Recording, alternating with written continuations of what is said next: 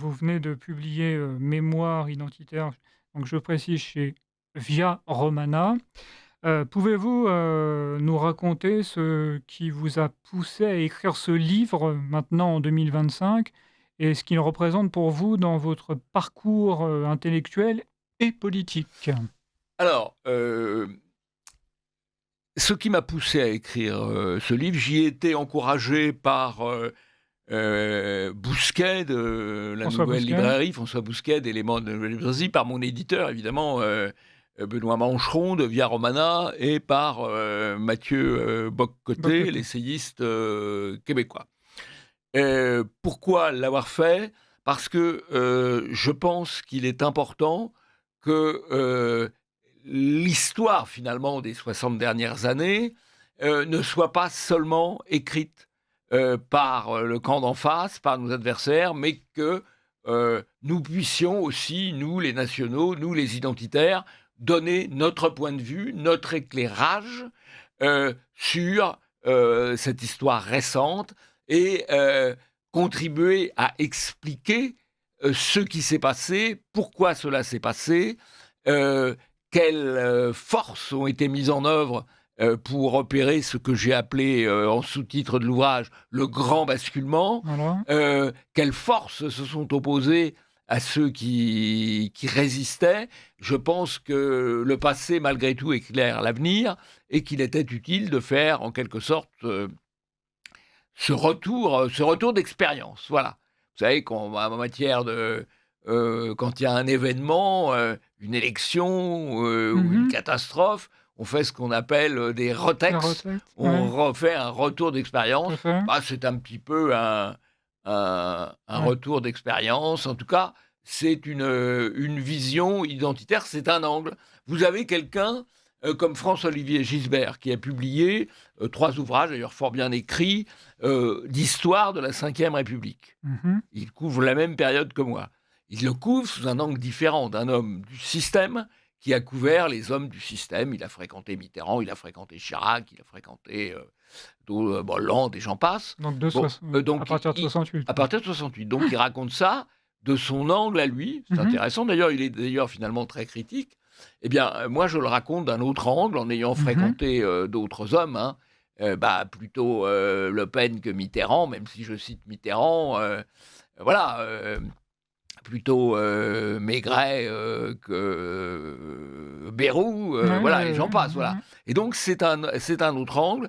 Bon, c'est aussi, je pense une analyse politique, des, travers à étudier, des travers à éviter, pardon. Mmh. Car je pense que, toute cette évolution politique des, 60 dernières années s'explique assez largement par, des interdits, des tabous, des règles. Alors, des interdits, il y a un interdit intellectuel sur l'hérédité. C'est interdit de parler d'hérédité. On nie l'hérédité. L'hérédité, que ce soit la différence entre les hommes et les Les femmes, femmes, ou ouais. que ce soit la différence selon les origines ethniques, on nie l'hérédité. Premier élément. Deuxième élément, on culpabilise la mémoire. C'est une mémoire repentante. Tout ce qui a été fait est épouvantable. Donc on Et donc, évidemment, ça ne donne pas tellement l'envie, de continuer. Et tout cela est relayé par une puissante propagande, propagande qui, s'adosse, sur, heu, des moyens médiatiques puissants et la censure.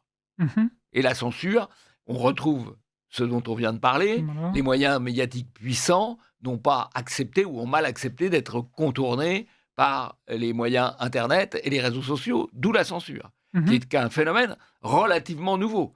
On ne subit la censure telle qu'on l'a subie aujourd'hui, que depuis et légitimée. Légitimée, les gens expliquent: «La censure, c'est bien», Depuis quand d'après vous? depuis une dizaine d'années. D'accord.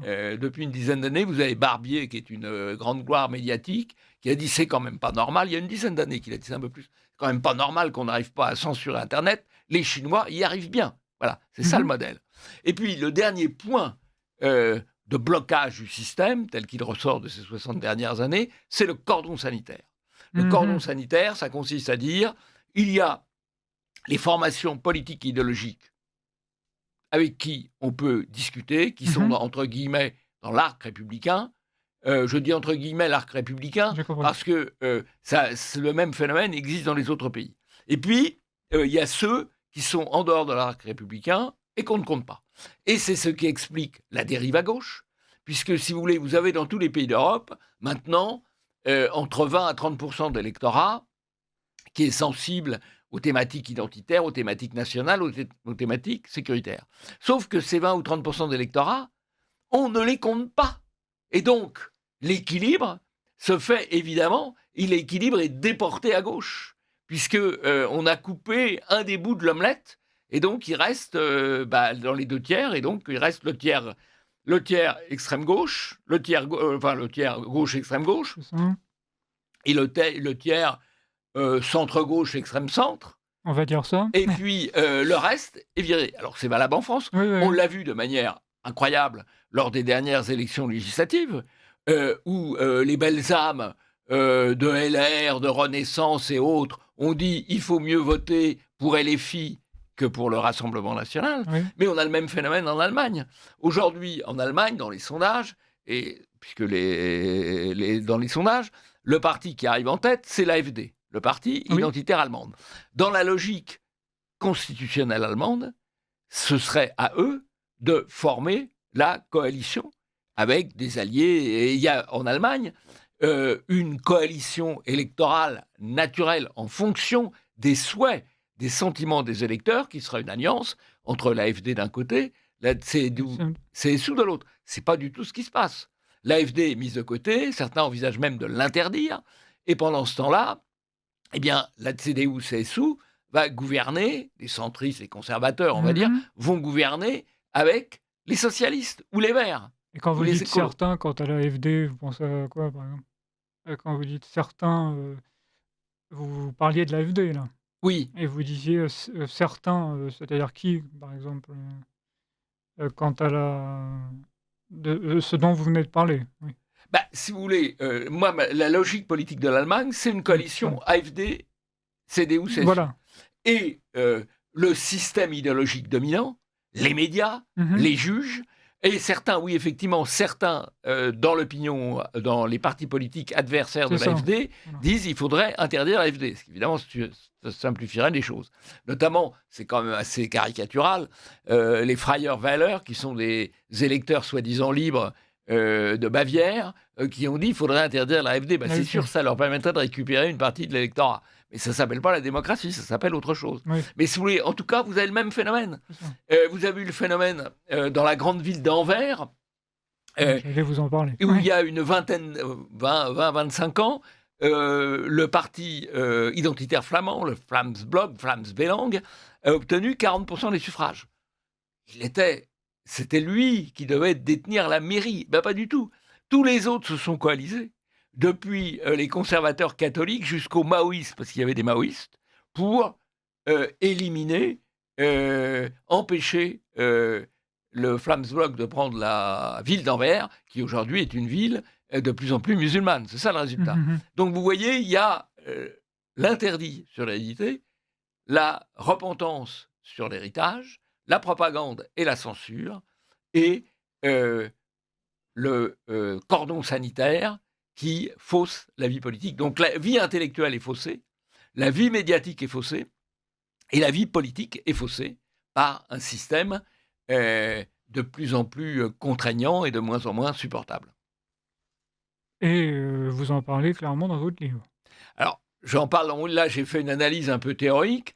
Le livre raconte quand même les choses, donc il y a beaucoup d'anecdotes qui illustrent en quelque sorte le propos. Le livre, c'est les mémoires identitaires, donc on comprend que dans les mémoires, il y a des anecdotes, il y a des faits, il y a entre guillemets du vécu. Oui, Et rappelons-le à nos auditeurs de Radio Courtoisie, d'ailleurs. voilà, et le sous-titre, c'est Histoire du grand basculement. Tout à fait. Et ben, l'histoire du grand basculement, c'est les raisons profondes qui se répètent depuis maintenant 60 ans. Si vous me permettez, monsieur Le Gallou, nous allons, faire une petite pause, un message, pour nos auditeurs de Radio Courtoisie. Vous appréciez cette émission? Alors aidez Radio Courtoisie à en produire d'autres. Rendez-vous sur soutenir.radiocourtoisie.fr. Merci d'avance. Et comme vous venez de l'entendre, chers auditeurs de Radio Courtoisie, surtout rendez-vous bien sur soutenir.rc.fr ou envoyez-nous un chèque au 61 boulevard Murat 75 016 Paris, car Radio Courtoisie a toujours besoin de vous et chacun de vos dons est déductible aux 2/3 si vous êtes assujetti à l'impôt sur le revenu. Monsieur Le Gallou, alors donc nous allons revenir sur votre, enfin, nous allons reparler de votre livre. Donc dans ce livre, vous revenez, sur votre, engagement identitaire. Quels souvenirs ou expériences marquantes souhaitez-vous transmettre aux nouvelles générations à travers cet ouvrage? D'abord, je pense que le problème des nouvelles générations, c'est qu'elles se font voler Mmh. leur héritage. Elles se font voler leur héritage puisque l'éducation nationale, y compris d'ailleurs à travers ces pseudopodes privés, qui subissent malheureusement les mêmes contraintes, puisque l'éducation nationale a assez largement vidé les programmes de leur contenu culturel et de leur contenu historique. Tout à Bon, fait. on n'enseigne plus l'histoire, en tout cas on enseigne de moins en moins l'histoire de manière chronologique, c'est-à-dire factuelle, et en inscrivant les événements dans une perspective, qui peut être une perspective nationale ou une perspective européenne, mais l'inscription des événements dans une perspective, ça a été abandonné. De même que l'enseignement des humanités classiques, latin, grec, littérature française, a été aussi largement saccagé. Tout à fait. Donc, ce qui était ce qu'un homme de ma génération pouvait apprendre au collège et au lycée, et même à l'école primaire, est aujourd'hui assez largement abandonné. Je crois d'ailleurs qu'une partie des éléments les plus éclairés, on va dire, des nouvelles générations, sont conscients de cela. On le voit à travers le succès d'un certain nombre d'institutions de formation. J'en citerai 3, parce qu'on ne peut pas tous citer. Non. L'Institut de formation politique, Mmh. Academia Christiana et l'Institut Iliade, qui se consacre à la formation fondamentale, un peu sur 5 week-ends. Ce qui est à la fois fort et faible.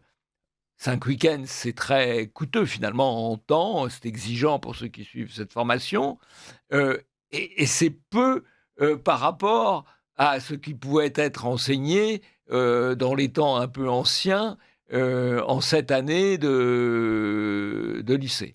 Donc le premier problème de, je dirais pour les jeunes générations, Mmh. c'est de retrouver leurs racines, de retrouver leur identité. Il ne faut pas seulement s'affirmer négativement face aux forces émergentes. Je pense aux banlieues de l'immigration, je pense à l'islamisation du pays. Il ne faut pas seulement s'affirmer, mais il ne faut pas seulement s'affirmer de manière négative, il faut aussi s'affirmer de manière positive en se réappropriant son héritage. Et son héritage, qu'est-ce que c'est ? C'est les humanités gréco-latines, les humanités helléno-chrétiennes. Voilà. Mmh. Il faut se réapproprier son héritage. C'est la première étape. C'est la première étape. Et ça, c'est un vrai travail de fond, parce qu'il y a eu une destruction méthodique. Alors maintenant, on met beaucoup en cause toujours un petit peu la même chose. On met beaucoup en cause Internet ou les réseaux sociaux, qui peuvent avoir une action un peu diverse par rapport à cette question. Mais la destruction de la transmission de l'héritage, elle est bien antérieure, puisqu'elle s'impose à travers toute une série de réformes de l'éducation nationale qui trouvent leur source dans le plan Langevin-Wallon, communiste Langevin-Wallon de 1947, et qui trouvent aussi leur développement postérieur dans les réformes de M. Haby en 1975, puis des réformes postérieures. Donc, cette politique de la table rase a été une politique délibérée des instances de l'éducation nationale, qui continuent d'ailleurs. Ils n'ont toujours pas compris, ou au contraire, ils ont trop bien compris. Oui. Et objectivement, c'est tout à fait faux d'incriminer Internet ou les réseaux sociaux. D'ailleurs, Internet et les réseaux sociaux, c'est un peu selon la langue d'Ésope. Il y a le bien, il y a le bien, le mal. On en fait ce qu'on en veut. Et il y a aussi, d'ailleurs, sur Internet, beaucoup de comptes. Là, j'ai cité des institutions de formation, mais il y a beaucoup de travaux, tout à fait utiles qui peuvent être conduits. Je prends l'exemple d'Egonon, qui est un internaute franco-belge, belge d'origine, qui a un site où il analyse pendant 1 heure une grande œuvre de philosophie politique, par exemple. Et donc, c'est de la formation en continu. Voilà, qui n'est pas donnée, qui n'est plus donnée dans les éducations nationales, et que le système Internet permet, parce qu'il effondre quand même assez largement les coûts. Alors, l'écrit reste important. Je pense que l'écrit reste important. L'Institut Iliade a une petite maison d'édition en liaison avec la Nouvelle Librairie, parce que c'est important. L'écrit, ça reste une valeur très sûre. C'est pour ça que, même si j'investis beaucoup sur Internet, personnellement, je trouve utile de publier régulièrement des ouvrages écrits. Bon, je rappelle simplement que nos auditeurs le savent très certainement, que vous êtes cofondateur de l'Institut Iliade. Oui. Comment d'ailleurs Mémoire identitaire s'inscrit-il dans le débat actuel sur l'identité en France, alors que les questions de remigration et de grand remplacement restent brûlantes dans le discours public? Si vous voulez, je crois que la question de l'immigration est une question aujourd'hui qui est une question centrale. D'ailleurs, si je renvoie à l'actualité, je suis frappé de voir que dans le commentaire à propos de la mort du pape François, la quasi-totalité des médias de gauche en fait l'éloge, indépendamment de certaines de ses positions, par exemple sur l'avortement. Ils en font l'éloge. Pourquoi? Ils expliquent que c'était un pape de gauche, il était pour l'immigration. Et c'est un sujet... l'immigration est devenue un sujet central, parce qu'elle impacte toute la vie en société. Elle l'impacte par son coût, elle l'impacte par ses préemptions sur le logement, elle l'impacte évidemment sur la sécurité, et elle l'impacte sur l'identité, parce que c'est le développement d'une identité étrangère, ou d'identités étrangères, parce qu'il n'y a pas qu'une seule identité, c'est le développement d'identités étrangères sur le territoire français, sur les territoires européens. L'immigration n'est plus possible de la terre. Alors, évidemment, il y a une certaine hypocrisie des oligarchies dominantes qui en prennent parfaitement conscience quand il s'agit de choisir leur logement et l'école de leurs enfants, mais qui ensuite développent un discours gnangnan ou bisounours qu'ils ne pratiquent pas dans leur vie quotidienne pour les choix essentiels de leur vie familiale, par exemple. Voilà. Et donc, c'est un sujet absolument central. Ceci étant, je crois que la question de l'immigration ça n'est pas seulement une question technique, c'est vraiment une question qui renvoie à l'identité. Bérou a reposé la question, mais qu'est-ce qu'être français ? Mon coco, qu'est-ce qu'être français ? C'est être né de parents français, ou à défaut d'être né de parents français, d'avoir acquis toutes les valeurs de la culture et de la civilisation française. C'est pas, ça renvoie donc d'abord à la filiation par l'hérédité et la filiation par l'héritage. C'est précisément, je vous l'ai dit un peu plus tôt, les deux négations. Vous n'avez pas le droit de parler d'identité. N'importe qui, venu de n'importe où, peut devenir français sans problème. Ce n'est pas vrai. Ce n'est pas vrai. L'assimilation ne fonctionne pas. L'assimilation ne fonctionne pas, sauf pour de petites minorités. Pourquoi ? Parce que quand vous venez de mondes extrêmement différents que le monde européen, que vous venez du monde musulman ou que vous venez du monde africain, l'assimilation, c'est extrêmement difficile.